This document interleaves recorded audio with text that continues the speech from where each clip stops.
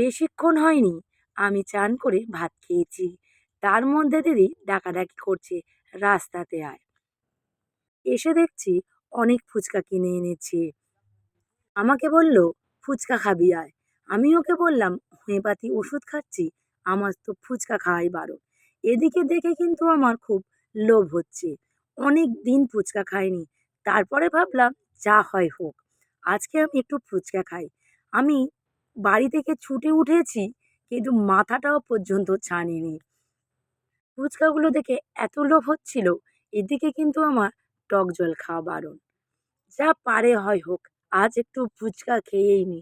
ফুচকা ছাড়া যাবে না।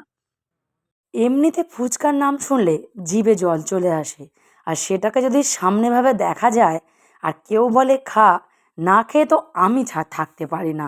জানি না কে কী করে। ফুচকা খেয়ে ঝাল লেগেছিল, তাই ভাবলাম একটু আইসক্রিম খেয়ে নিই। আইসক্রিমও অনেক দিন খাওয়া হয়নি, আর সবার সাথে একসাথে পড়লে তো কোনো কথাই হবে না।